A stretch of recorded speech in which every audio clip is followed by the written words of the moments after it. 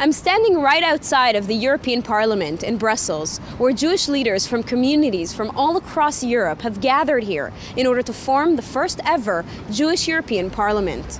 They've united here and now in order to form change in the Jewish world and to bring Jewish-related issues onto the political agenda. Take a look. In the command center of pan-European politics, the European Jewish Parliament convened for a second day. At the European Parliament, panel discussions were held on the economic crisis in Europe and its impact on extremism, populism, and anti-Semitism. Dr. Antonia Parvanova, a member of the European Parliament from Bulgaria, moderated. I'm very glad that the European Jewish Parliament now is coming here to discuss and to propose ideas of what we should do in a positive and sustainable way to develop tolerance, but also to cope with intolerance. Parvanova says she and her colleagues are aware that baseless hatred for Jews is rearing its ugly head again in violent acts, in anti-Israel sentiment, and in politics. We have been detecting rising anti-Semitism in Europe for many years, and the most alarming for me is the recent developments of elections, for example, in France, when we have more stronger support for nationalists, or even in Greece, when we have a neo-Nazis in the parliament. So the president of the European Jewish Union, Igor Kolomoisky, was the guiding light behind the first ever parliament for Jews. And forging ties with other European leaders is one of its priorities. We are aware that there are not just Jewish politicians which support our cause across Europe. There are many good friends of Israel. For instance, there is the European Friends of Israel in the European Parliament. It's an initiative which started a couple of years ago. I hope it will be a beginning of good cooperation between the communities, between the different Jewish organizations in Europe, and between the organization at the Jewish Parliament and the European government and the European organization that may help us to provide some solutions for problems that existing in the Jewish life and in the global life of Europe.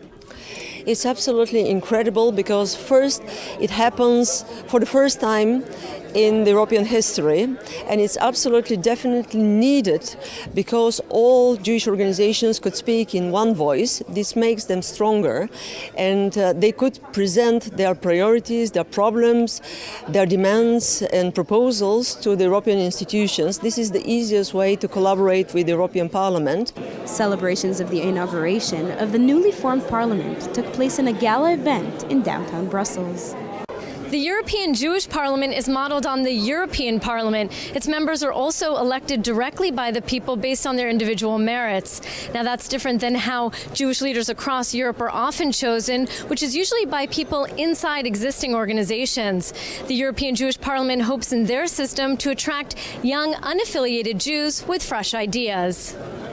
I am a young professional. I have traveled a lot. I have benefited from every country where I lived.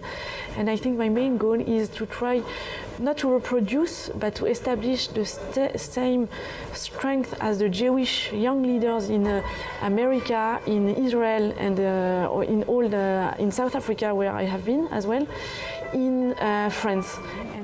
A Jewish woman from Washington joined the EJP's meetings. But she's not an American working for President Obama or Republican presidential candidate Mitt Romney. Her boss is King Hamad bin Isa Al Khalifa of Bahrain. Hoda Nunu is the Bahraini ambassador to the U.S., a Jewish woman who represents her Muslim country. Across approximately 50 countries. And the people were elected by Jewish community in Europe. So more than 400,000 people voted to elect their own representative. And the number of parliament depends on the importance of the Jewish community. For instance, in France you have 9 or 10 members, and in other countries where the Jewish community is smaller, you have 1 member. Now, what is the role of this gathering, this parliament? Well, it's very broad, you know. Among them, it's to promote the Jewish value, and it's to take care about the concern of the Jewish community in Europe. For instance, anti-Semitism or the delegitimization, the growing delegitimization of Israel in Europe. le Parlement juif européen a été inauguré à Bruxelles en toute discrétion.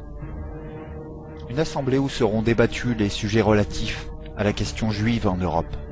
Les Juifs seront représentés par 120 parlementaires. Notez que ce Parlement se trouve dans le même bâtiment que le Parlement européen. Ce sont des Juifs français et européens qui ont élu ces représentants, mais aussi des Russes, des Slovènes, des Kazakhs et même des Juifs de San Marin et Gibraltar. En quoi les citoyens de pays non européens ont légitimité à élire un Parlement juif qui se prétend européen? Ces 120 députés du Parlement juif européen sont censés représenter 47 pays. Cela en fait donc 20 de trop qui n'ont rien à voir avec l'Europe. Je cite Javier Solana à ce sujet. La phrase a été prononcée mercredi 21 octobre 2009 à Jérusalem. Israël, permettez-moi de le dire, est un membre de l'Union européenne sans être membre de ses institutions. L'État juif, a-t-il souligné, est partie prenante à tous les programmes de l'Europe des 27, notamment dans les domaines de la recherche et de la technologie. Il poursuit: aucun pays hors du continent n'a le type de relation qu'Israël entretient avec l'Union européenne.